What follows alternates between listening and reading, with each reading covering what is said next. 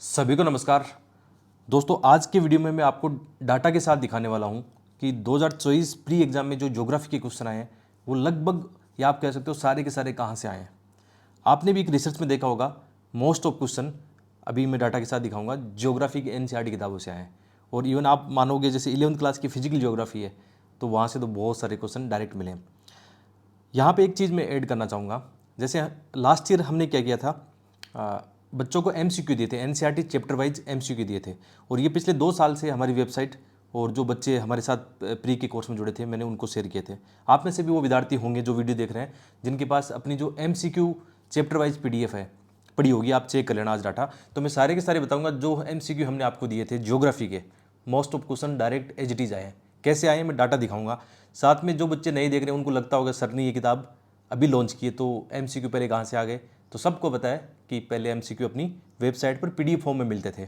अभी हमने PDF form उठा के इस किताब को लॉन्च किया है। तो इस किताब में ही मैं दिखाऊंगा कि 15 से 18 क्वेश्चन ज्योग्राफी के डायरेक्ट जो एमसीक्यू हमने बनाए थे ज्योग्राफी के वहाँ से कैसे आए। अब हम लकी है कि हमने एनसीईआरटी का कंटेंट यूज किया, एनसीईआरटी के आधारित चैप्टर आधारित हमने क्या किया, एमसीक्यू बनाए और क्वेश्चन डायरेक्ट वहाँ से आ गए। तो ये किताब अब देख लो आपके लिए कितनी इंपॉर्टेंट होने वाली है। चलो चलते इस किताब के अंदर में एक एक चीज़। 2024 का पेपर सामने है और ये पेपर सामने मैं दिखाऊंगा। पहले भी मैंने आपको एक बताया था कि हिस्ट्री की बुक बताई थी, आर्य पब्लिकेशन की है ना। सब बच्चे जब किताब मिल गई उनको तो सब क्या बच्चे बोल रहे थे कि सर इसमें तो बाद में छाप दिया होगा। ऐसा नहीं है, वो किताब बहुत पुरानी है और वो मेरी पब्लिकेशन ही नहीं, वो किसी राइटर की है।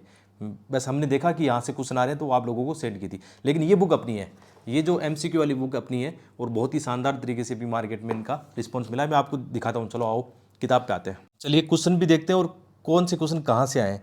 अब देखो ये मैं आपको किताब दिखा रहा हूँ तो इस बात का आप ट्रस्ट बनाए रखना। मैं जो भी चीज़ लेके आता हूँ यहाँ पे ईमानदारी वाली चीज़ होती है, कोई झूठ नहीं होता है यहाँ पे ना। तो किताब के जो क्वेश्चन मैं डायरेक्ट दिखाऊंगा, मैं आपको अपनी पीडीएफ भी दिखाऊंगा जो मैंने टेलीग्राम पे, जो पेड टेलीग्राम में बच्चों उनको शेयर की थी। प्लस आप में से बहुत सारे बच्चे कमेंट करके जरूर बताना, क्योंकि आपने भी वो पीडीएफ खरीदी थी। लगभग 1000, 1500, 2000 बच्चों के आसपास वो पीडीएफ उनके पास है टेस्ट वाली। तो आप ये देख लेना, ठीक है। तो मैं एक एक करके इसको आपको दिखाता हूँ। तो सबसे पहले क्वेश्चन आप नोटिस करना, क्वेश्चन क्या है, पार्थिव विकिरण का यहाँ पे क्वेश्चन आया है कि पार्थिव विकिरण क्या होते हैं, जो पृथ्वी वापस जो भी होता है मतलब ऊष्मा छोड़ती है वापस, है ना। एक तो सूर्य से आने वाली और पृथ्वी फिर करती है। तो ये क्वेश्चन आया है। तो आप ये देखोगे कि कैसे यहाँ पे आप नोटिस करना इसको कि वायुमंडल में कैसे कैसी चीज़ें काम करती है, ठीक है। इसके हिसाब से देख सकते हो। साहब हमने यहाँ पे भी लिखा है कि पृथ्वी पहले स्वयं मतलब गर्म होने के बाद में वायुमंडल में करती है, विकिरण करती है। ये केवल यहाँ पे नहीं लिखा हुआ है, ये तो मैं केवल आइडिया दे रहा हूँ। कितनी जगह लिखा हुआ है कि जैसे लघु तरंगदैर्ध्य सौर विकिरण का होता है, कितनी जगह है जो एक्सप्लेनेशन हमने बनाया है जो क्वेश्चन।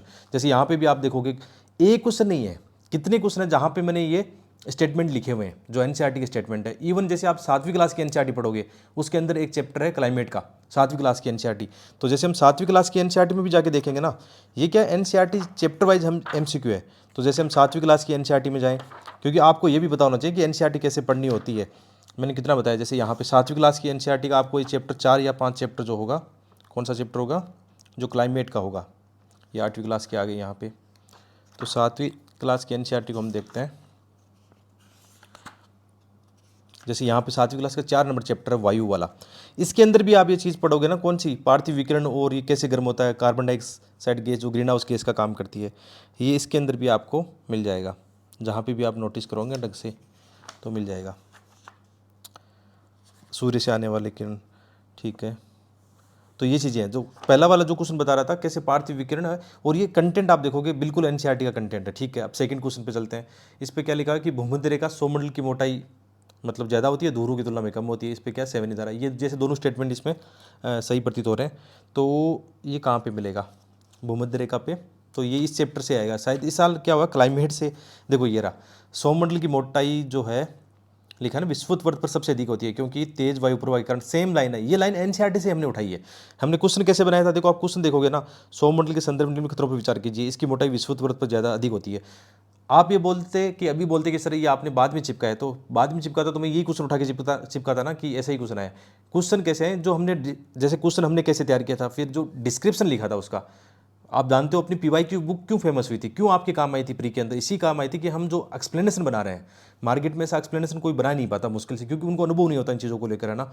तो ये क्वेश्चन आप देख लो यहाँ से आ गया, और कई जगह आया, एक जगह से नहीं कई जगह से मैं दिखा दूंगा आपको कि कहाँ कहाँ से क्वेश्चन आए हैं, ठीक है। 2 नंबर क्वेश्चन हो गया ना। अब हम चलते हैं 3 नंबर पर ये क्वेश्चन जो है ज्वालामुखी राख यौगिक, ये क्वेश्चन चैप्टर आप देखोगे ज्वालामुखी वाला, जो पृथ्वी की आंतरिक संरचना वगैरह है ना, वहाँ से ये क्वेश्चन आपको देखने को मिल जाएगा। जैसे ये वाला है, हमने क्वेश्चन बनाया था ज्वालामुखी प्रक्रिया के दौरान क्या क्या होता है। इसमें हमने लिखा है कि वह स्थान जहाँ से राख निकलती है उसमें बहुत सारे क्लोरीन हाइड्रोजन निकलता है, इसमें गैस तरल डाटा वगैरह ये निकलते हैं, हाइड्रोजन ऑर्गन वगैरह निकलते हैं। तो ये क्वेश्चन आप देख सकते हो। 3 नंबर क्वेश्चन आप यहाँ पे देखना। 4 नंबर आप देखोगे ये है समताप रेखा वाला, ये क्लाइमेट से फिर से क्लाइमेट का है। और एक चीज़ और नोटिस करने वाली बात है, एनसीईआरटी की दोनों लाइनें मैंने कल, जैसे मैं खुद ये चैप्टर भी, जो बच्चे हैं 2025 के लिए मेंस आंसर राइटिंग करें उनके लिए ये चैप्टर पढ़ रहा था, तो उसके दौरान ये दोनों लाइन सामने आई थी बिल्कुल एज इट इज़। और हम भी देख लेते कि अपने चैप्टर में है कि नहीं। देखो यहाँ पे है ना समताप रेखा वाला, ये लाइन है, समताप रेखाओं के संदर्भ निम्न तरह पर विचार कीजिए। देखो समताप रेखा अक्षांश के समानांतर होती है, समताप रेखाओं में विचलन उत्तरी गोलार्ध में जुलाई की अपेक्षा जनवरी में अधिक होता है। अब इसका ये स्पष्टीकरण देखो, समताप रेखाएं दक्षिणी गोलार्ध की अपेक्षा उत्तरी गोलार्ध में ये होता है, समुद्री धाराओं का ये प्रभाव होता है। एज इट इज लाइन उठाई है इन्होंने। तो चारों के चारों क्वेश्चन अभी तक मैंने दिखाए हैं आपको। ये जो क्वेश्चन है हमारी बुक में नहीं है, क्योंकि जैसे इसमें क्यों नहीं है, इसमें मानव भूगोल के पहले क्वेश्चन नहीं आते थे। जब हम ये बना रहे थे एमसीक्यू, तो मानव भूगोल को हमने उतना वेटेज नहीं दिया था, क्योंकि हम क्या करते हैं वही चीज़ें ज़्यादा पढ़ते हैं जो यूपीसी फॉलो करती है। तो इस बार जैसे मानव भूगोल में आप एक चैप्टर देखोगे एग्रीकल्चर वाला, वहाँ पे ये मिल जाएगा, 12th क्लास की मानव भूगोल में मिल जाएगा। हमारी इसमें नहीं है एमसीक्यू में ये क्वेश्चन, लेकिन मानव भूगोल जैसे आप देखोगे उसमें एग्रीकल्चर का एक टॉपिक है, उसमें दिख जाएगा आपको कि कोकोस का उत्पादन कहाँ पे होता है। उसमें लिखा है पश्चिमी अफ्रीका। अब इनमें से कौन से पश्चिमी अफ्रीका के देश है? देखो यार, हिंट आपके लिए काफ़ी है, एनसीईआरटी हिंट दे रही है। ये पांचों क्वेश्चन आपको एनसीईआरटी मिल जाएंगे। और एक और चीज़ ध्यान रखना, जो बच्चे एनसीईआरटी समरीज पढ़ते हैं ना, इधर उधर की कोचिंग होगी मत पढ़ना यार, ओरिजिनल किताब पढ़ो, बिटवीन द लाइन पढ़ो, जो डायग्राम बने उनको देखो। जैसे इस क्वेश्चन को हैंडल किया जा सकता था कि कोको उत्पादन के लिए विख्यात है, तो हम जानते हैं कि जैसे इसमें कौन सा पश्चिमी अफ्रीका में, जैसे घाना है, घाना पश्चिमी अफ्रीका में, मेडागास्कर मोजाम्बिक इस तरफ है पूरी साइड में, नामीबिया नीचे की तरफ है, बोत्सवाना, अल्जीरिया और मोरक्को ऊपर की तरफ है। इसका मतलब इसको किया जा सकता था, इस क्वेश्चन को आप देखना 12th क्लास की मानव भूगोल से किया जा सकता है। जरूरी नहीं कि हर एक फैक्ट हमें पता हो, लेकिन थोड़ा सा आपको एक्स्ट्रा नॉलेज, आपका ज्ञान आपको क्वेश्चन सही करवा सकता है। अब ये देखो छठा वाला क्वेश्चन, ये तो आप खुद बोलोगे सर ये तो आपने मैपिंग में ही करवा दिया था। इसके अलावा मैं इस अपनी किताब में भी दिखा देता हूँ, नदियों वाले जो चैप्टर है उसमें दिखा देता हूँ। जो घाघरा गोमती गंडक वाला एकदम हमने डायग्राम वगैरह से आपको करवाया था। और वैसे भी मैंने यूट्यूब पे आपको पढ़ाया था। फिर मैपिंग की जो PDF कहाँ शेयर की थी आपको, टेलीग्राम पे शेयर की थी। बाकी इस किताब में भी मैंने देखा है वो है। जैसे अफवाह वाले में चलते हैं, यहाँ पे नदियों का जो क्रम है इसमें देखना आप, जो नदियों का क्रम है ये मैप देखना। ये मैप मैंने आपको टेलीग्राम पे शेयर किया था, जो मैपिंग सीरीज चल रही थी उसमें, ठीक है। यहाँ पे आप देख लेना गंगा रिवर सिस्टम, और इसमें क्रम ऐसे ही आता है, कई बार क्वेश्चन है ना उनके सहायक मिलने का क्रम में पूछ लेता है। एज इट इज़ ये क्वेश्चन यहाँ से है, ठीक है। बाद में चलते हैं, चट्टानों की अपक्षय के कारण वर्षा होती है, वर्षा घोल में कार्बन डाइऑक्साइड। ये अपक्षय वाले चैप्टर मिल सकता है, मैं श्योर नहीं हूँ इस किताब में होगा कि नहीं, लेकिन फिर भी हम चेक कर लेते हैं एक बार कि अपक्षय वाले चैप्टर में 11th क्लास से क्वेश्चन ज़्यादा आए हैं। जो 11th क्लास की फिजिकल ज्योग्राफी है ना, उससे क्वेश्चन बहुत ज़्यादा आए हैं। तो ये नोटिस करने वाली बात है कि हमें किन बातों को ध्यान रखना चाहिए। जैसे 11th क्लास की इसमें देखते हैं, कहीं क्वेश्चन मिल जाएगा फिजिकल ज्योग्राफी में, इसमें अपक्षय वाले में देखते हैं। ये रहा अपक्षय, चट्टानों के अपक्षय कारणों में से एक वर्षा भी है ना। देखो ऑक्सीजन, मृदा जल, अम्ल, ये सारे इसमें दे रखे। रासायनिक अपक्षय प्रक्रिया उष्मा के साथ जल एवं वायु की विद्यमानता रासायनिक अभिक्रिया को देती है। एज इट इज नहीं है, कुछ लाइनें हैं, एज इट इज तो नहीं है, ठीक है, कुछ लाइनें इसमें मैच कर रही है। बहुत सारे क्वेश्चन है यार, इतने एमसीक्यू। और ये एमसीक्यू में कितनी बार आपको टेलीग्राम पे भी, जो फ्री वाला टेलीग्राम उस पर भेजता था एमसीक्यू बना के। मुझे इसमें लकी ये रहा कि जैसे मैं क्या करा था, ये PDF हमने बच्चों को शेयर की थी दिसंबर के आसपास, हमने ये PDF रिलीज की थी अपनी वेबसाइट पे और टेलीग्राम पे। मैं दिखा देता हूँ, सबूत दिखाता हूँ, बच्चे सबूत मांगते हैं कि सब सबूत दिखाओ।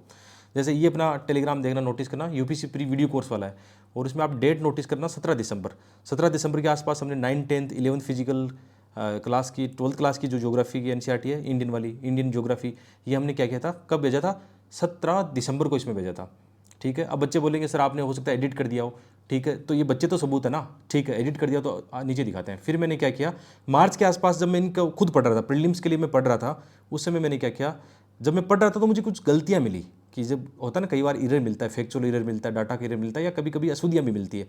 तो मैं उस समय अपने पढ़ने के साथ साथ में क्या कर रहा था, आप डेट देखना 22 मार्च, ये किताब देखना, दोबारा से मैंने शेयर की है 11th इंडियन ज्योग्राफी, ये इंडियन ज्योग्राफी है। फिजिकल ज्योग्राफी भी आपको ऊपर नीचे मिल जाएगी कहीं, देखेंगे ना, 9th क्लास की यहाँ पे अपडेट है, ठीक है, 11th क्लास की शायद मिल जाएगी ऊपर नीचे कहीं, देखेंगे ना इसमें। तो उसके अंदर ये सारे क्वेश्चन है, और क्वेश्चन का क्रम भी यही है, ध्यान रखना, क्वेश्चन का क्रम भी मैंने चेंज नहीं किया। इस बुक में एज इट इज़ वो कंटेंट दिया, बस प्रूफ रीडिंग वगैरह ढंग से हमने की है, थोड़ा सा मटेरियल अच्छा देने की कोशिश की है, ठीक है। यहाँ पे देखना, ये देखो आप डेट देखना, 23 मार्च के आसपास की घटना है, प्रीलिम से पहले की बात है। बच्चों को फिर से मैंने क्या किया कि इनमें अपडेट किया, बच्चों को सूचना दी कि कुछ गलतियाँ थी। अभी जैसे मैं आपको कोई क्वेश्चन दिखाऊं, जैसे इस पीडीएफ में नंबर वाइज ही दिखा देंगे, देखो आपको है ना 11th क्लास की ये है। जैसे आगे कोई क्वेश्चन दिखाता हूँ एक बार मैं आपको, फिर इसमें क्रम भी चेंज आपको दिखा दूंगा। ये इसलिए दिखा रहा हूँ, बच्चों में कई कई शक करते हैं कि सर हो सकता है झूठ बोले। ये देखो, ये वाला जो है उत्तरी सागर वाला, ये हमने क्या किया था, मैंने आपको यूट्यूब पे पढ़ाया था, जो यूरोप पे क्या पढ़ाया था आपको, जैसे उसमें पढ़ाया था मैंने उत्तरी सागर में, जो वहाँ के यूरोप माध्यम पढ़ रहे थे। तो इसमें हमने क्या किया, तो जो मैप मैंने आपको पढ़ाए थे, मैंने जो अपने पब्लिकेशन जो ओनर है उनको बोला था कि बच्चों को ये मैप है ना ये भी देना, क्योंकि यहाँ से क्वेश्चन आते हैं, प्रैक्टिकली क्वेश्चन आते हैं। क्योंकि मैं आपको पढ़ा रहा था कहाँ पे, जैसे यहाँ पे देखना आप, ये वाला यूरोप का पॉलिटिकल और उनका मैप देख लेना, फिजिकल देख लेना आप, जहाँ पे नॉर्थ सी की बात हो रही है, की सीमा मिलती है। ये मैप वगैरह मैंने आपको पढ़ा दिए हैं ऑलरेडी, आप विश्वास नहीं हो तो यूट्यूब पे जाके देख लेना, जो मैपिंग सीरीज है मैंने ये करवाया था। और यही फिर मैंने उनको बोला था कि जब एमसीक्यू किताब आए ना तो ये मैप है ना ये वहाँ पे लगाने हैं बच्चों को, है ना। तो ये किताब आप देख लो, लगभग 8 क्वेश्चन तक आ चुका हूँ, लगभग मैंने आपको दिखा दिए हैं। अब ये क्वेश्चन जो 10वां क्वेश्चन है ना, ये कौन सी एनसीईआरटी से आया है, ये क्वेश्चन आया है आपकी 6th क्लास की एनसीईआरटी का कुछ चैप्टर है, वहाँ पे देखना चौथा पांचवा कौन सा चैप्टर है, 6th क्लास की एनसीईआरटी जाके देखते हैं। चलो अपन 6th क्लास की एनसीईआरटी अपने, क्योंकि कंटेंट क्या है इसमें, एनसीईआरटी का है। कई बच्चे बोल रहे थे सर इसमें केवल ज्योग्राफी का है, तो केवल ज्योग्राफी का नहीं है, इसमें आप इंडेक्स देखोगे ना, ठीक है, यहाँ पे आप इंडेक्स देखोगे तो जैसे सबसे पहले हमारे अतीत नई वाली एनसीईआरटी प्राचीन भारत की, मध्यकालीन की हमारे अतीत 2 है, फिर 3 है, ठीक है, और क्लास 12 की फिर 3 होगी। बीच में 9, 10, 11 क्यों नहीं रखी हमने हिस्ट्री की, क्योंकि विश्व इतिहास की, विश्व इतिहास प्री में नहीं है, ठीक है। बाद में आर्ट एंड कल्चर है, art and culture 12th class की है। फिर ज्योग्राफी का 6 से 12 इसमें आ गया, ज्योग्राफी का कंटेंट 6 से 12। इसके अलावा फिर आप देखोगे आगे सारी एनसीईआरटी कवर की गई है। इन्वायरमेंट की कुछ ओल्ड एनसीईआरटी के चैप्टर है बायोलॉजी के, कुछ न्यू एनसीईआरटी के चैप्टर वाइज है, जैसे आपको प्री में पढ़ना होता है। फिर पॉलिटी की 11th क्लास की एनसीईआरटी है, वो भी इसमें, साथ में आपकी जो स्टैंडर्ड बुक है उसके भी चैप्टर इसमें शामिल किए गए हैं। फिर इकोनॉमी की 11th 12th की एनसीईआरटी है। साइंस की एनसीईआरटी होती है जनरल साइंस, जनरल साइंस की यहाँ पे जो 9th 10th की विशेष क्रम जीव विज्ञान ये लिए थे। अभी थोड़ा सा ट्रेंड चेंज हुआ है, उसको भी आगे आने वाले वक्त में अपडेट करेंगे, लेकिन अभी तो ये किताब रिलीज हुई है, अभी इसको बदलना थोड़ा मुश्किल है। इसमें शायद है ना 1600, 1700 या 1800 के आसपास, मुझे कंफर्म पता नहीं है, इतने एमसीक्यू इसमें शामिल किए गए हैं ना, ठीक है। तो हम बता रहे थे आपको, यहाँ पे जो 10th नंबर का क्वेश्चन है ये लगभग आपको मिलेगा 6वीं क्लास की एनसीईआरटी में, ठीक है, 6वीं क्लास की एनसीईआरटी में आपको मिल जाएगा। ये देखना, यहाँ पे हमने दिया था ये कितने पर्वत है, कौन कौन से पर्वत है, जैसे यही तो ना 3 मिलान करने थे। जैसे यहाँ पे एंडीज पर्वत क्या है, वलित पर्वत कहाँ पे, दक्षिण अमेरिका में। तो विश्व की सबसे लंबी पर्वत श्रृंखला एंडीज कहाँ पे, किसकी बात हो रही है इसमें, देखना आप दक्षिणी अमेरिका की बात चल रही है इसमें, दक्षिण अमेरिका का महाद्वीप ये भी दिया है हमने, ठीक है। साथ में जैसे आल्प्स कहाँ पे है, इसमें मिलान वाले क्वेश्चन है, इसमें 3 दे दिए। इतना आंकलन हम नहीं कर पाए थे कि यूपीएससी ऐसा भी करेगा, यूपीएससी बदलता रहता है ना, कितने युग सही है, पहले युग वाले चल रहे थे, अभी 3 वाले इन्होंने दे दिए। तो एंडीज हो गया, आल्प्स हो गया, रॉकीज हो गया, यहाँ पे हमने कोशिश की है, एजिटीज नहीं है, लेकिन 2-3 स्टेटमेंट आपके आराम से क्लियर हो रहे हैं। ये भी हो गया। साथ में देखो ये क्वेश्चन देखना, ये 21 जून वाला, ये क्वेश्चन मल्टीपल टाइम्स है, मैंने बार बार बताया कि ये डायग्राम 6वीं क्लास की एनसीईआरटी का देख लेना, जैसे ये क्वेश्चन भी आपको मिल जाएगा। ये धुआंधार वाला है ना, वो भी 6वीं क्लास की एनसीईआरटी, दोनों एक ही पेज पर थे, लेकिन इसमें क्या था, सारे फैक्ट नहीं थे, 1-2 फैक्ट हुंड्रू जैसे वहाँ पे दिया हुआ था। तो 6वीं क्लास की एनसीईआरटी भी उतनी इंपॉर्टेंट है आपके लिए, ये क्वेश्चन बताते हैं, ठीक है। तो ये 6वीं क्लास, उसकी 6वीं क्लास की एनसीईआरटी में देख लेंगे, ये भी अपने वाले में है कि नहीं, शायद पूरा तो नहीं मिलेगा एजिटीज आपको, शायद ये क्वेश्चन इसमें नहीं है, अपनी वाली किताब में नहीं है, ठीक है। कोई नहीं, अपन चलते हैं इस पर, जो एक इम्पोर्टेंट क्वेश्चन है ये वाला डोली, ये भी करंट अफेयर से जोड़ के था, ये अपनी एनसीईआरटी में नहीं मिलेगा आपको। इसके अलावा ये देखो, ये बता रहा था मैं, 15 नंबर क्वेश्चन देखना, प्रतिवर्ष 21 जून को निम्नलिखित में से किस अक्षांश या अक्षांशों में 12 घंटे से अधिक समय सूर्य का प्रकाश विद्यमान रहता है। ये देखो इसमें साफ लिखा हुआ है कि 21 जून को सूर्य कर्क रेखा के ऊपर लंबवत होता है और उत्तर ध्रुवीय वर्त की स्थिति नीचे इसकी स्थिति नहीं होती है। मतलब 21 जून को आप जानते हो उत्तरी गोलार्ध में सबसे बड़ा दिन होता है, तो 2 ही संभावना बनती है इसकी, एक तो बनेगा आपका कर्क और एक बनेगा उत्तरी ध्रुव है। बाकी इक्वेटर और उत्तरी ध्रुव तो कट जाएगा, सॉरी ये मकर रेखा तो कट जाएगी इसमें, ठीक है। इसके डायग्राम को देखोगे आप, सारा चीज़ें इसमें शामिल की गई है। इसके अलावा और देखते हैं कोरिलिस फोर्स, ये कोरिलिस फोर्स मिलेगा आपको 11th क्लास की एनसीईआरटी में। इसके अलावा जलवाष्प जो है ना, ये भी मिलेगा 11th क्लास की एनसीईआरटी। इस बार 11th क्लास की फिजिकल ज्योग्राफी ने तो बच्चों की एकदम बढ़िया कर दिया काम। बहुत सारे बच्चे बोलते हैं एकदम प्री निकलने के बाद में, कई सारे मैसेज मैंने उनके देखे हैं, बहुत ही पॉजिटिव मैसेज देखे हैं, क्योंकि एमसीक्यू बच्चे लगा रहे थे, बहुत सारे बच्चे विश्वास दिखा रहे थे, तो विश्वास दिखा रहा हो तो उनको फ़ायदा भी हुआ इस चीज़ का, ठीक है, तो हम चलते हैं कौन से क्वेश्चन, वो क्लाइमेट वाले से कितने क्वेश्चन आ गए हैं, चलते हैं यहाँ पे। ठीक है, ये हम देख चुके हैं। इसके अलावा कोरोलिस फोर्स वाला ये रहा, तो इसमें क्या लिखा हुआ है, इस कोरोलिस फोर्स के बारे में लिखा है, पृथ्वी के घूर्णन के कारण जो पैदा होने वाला कोरोलिस फोर्स है। क्वेश्चन क्या है, क्वेश्चन सही देखते हैं एक बार। कोरोलिस फोर्स के संदर्भ में निम्नलिखित में से कौन सा कथन सही है। ये पवन की वेग की वृद्धि के साथ बढ़ता है, ये ध्रुवों पर सर्वाधिक होता है, भूमध्य रेखा पर विद्यमान नहीं होता है। तो विषुवत पर कोरोलिस बल शून्य होता है, देखो लिखा है ना। दाब प्रवणता अधिक होती है, पवने का वेग अधिक होगा, पवनों की दिशा विक्षेपित होगी, देख लो उसके साथ संबंध है। कोरोलिस बल फोर्स क्या है, ध्रुव सर्वाधिक विषुवत पर।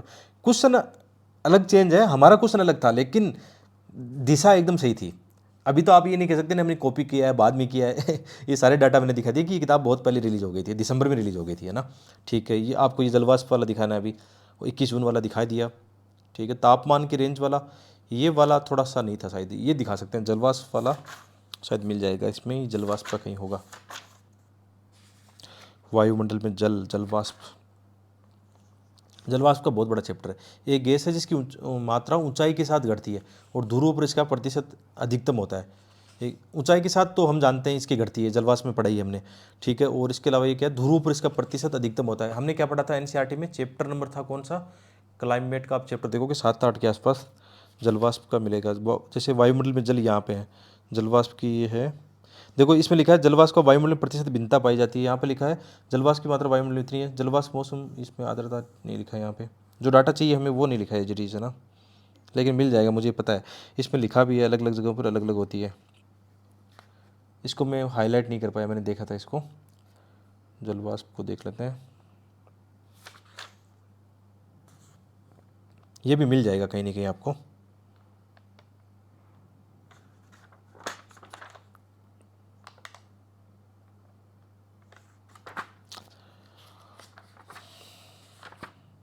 देखो पहले वाले चैप्टर उनमें मिलेगा ये जलवाष्प वाला जो है ना।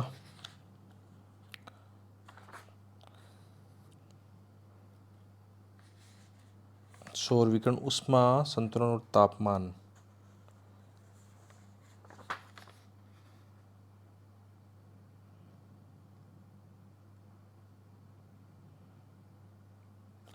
जलवाष्प की वायुमंडल में ऊंचाई के साथ घटती है ना, ये देखो ये स्टेटमेंट था, ये यहाँ पे लिखा हुआ है।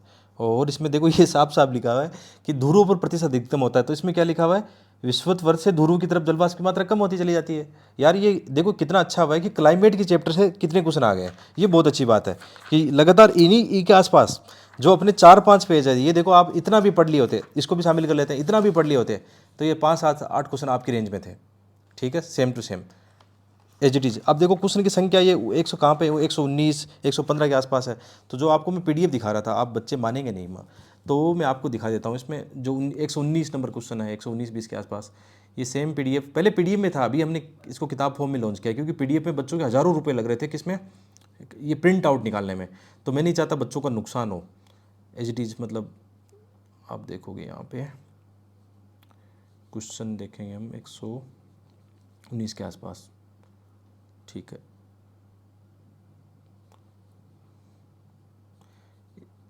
आप देखना यहाँ पे ये जो था अभी, एक क्वेश्चन आया था ना कि तापमान जो सागर वाला है, भूपृष्ठ वाला, यही तो क्वेश्चन आया था। देखो मैप भी हमने लगा रखा था उसमें, एच टी एनसीईआरटी का मैप लगाया था कि बच्चे आराम से इसको समझ पाए। फिर वही क्वेश्चन देखने को मिला था जो समताप रेखा वाला आया था ना।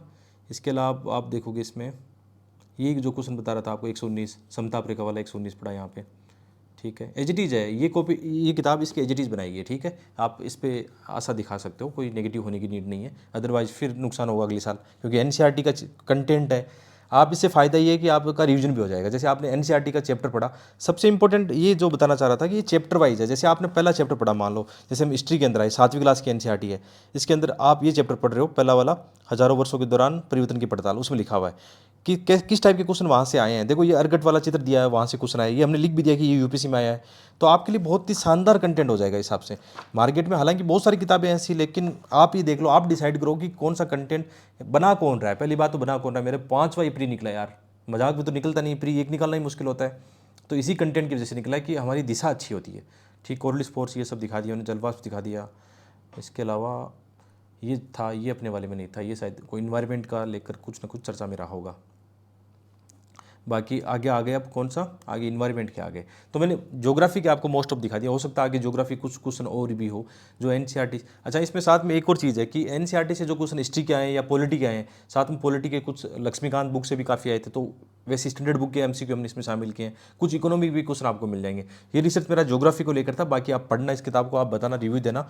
अब बात आती है किताब मिलेगी कहाँ। ठीक है, तो आपको जाना है जो हमारी पब्लिकेशन की साइट है। आप इसके लिए मुझे कमेंट मत करना कि सर आपने हमें किताब नहीं भेजी। ये हमारा पब्लिकेशन है नॉलेज इंडिया। नॉलेज इंडिया की एक वेबसाइट है, कौन सी वेबसाइट है, यहाँ पे आप देखोगे किताब फैक्ट्री, उसका नाम है WW, मैं आपको बताता हूँ, इसका वीडियो का डिस्क्रिप्शन चेक करना, या आप है ना गूगल में करना WW, आप देखोगे इसमें जो वेबसाइट है नॉलेज इंडिया का ईमेल आईडी भी दी गई है। यहाँ पे ये जो कॉन्टैक्ट नंबर दिख रहे हैं ना इनके 7303277748, ये ओनर के हैं। कभी भी आपको वैसे ट्रैकिंग आईडी मिल जाती है, आपको नहीं मिले तो यहाँ पे आपको कॉल करना है।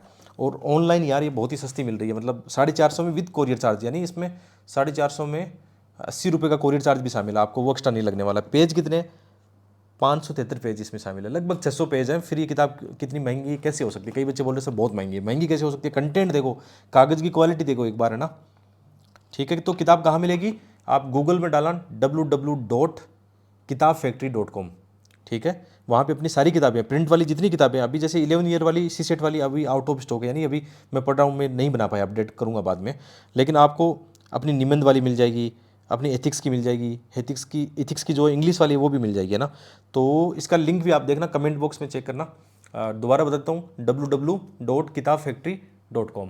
ठीक है, ज़रूर देखना और सपोर्ट करना, प्यार देना, सभी बच्चों को बताना कि यार मार्केट में ऐसा कंटेंट सर ने बनाया है तो आप इसको सपोर्ट कर सकते हो। अभी हमने 1000-1200 या लगभग बता रहे हैं कितनी क्वांटिटी में निकाली है, तो आउट ऑफ स्टॉक होने से पहले जल्दी से इनको खरीद लो, है ना। बहुत बहुत धन्यवाद।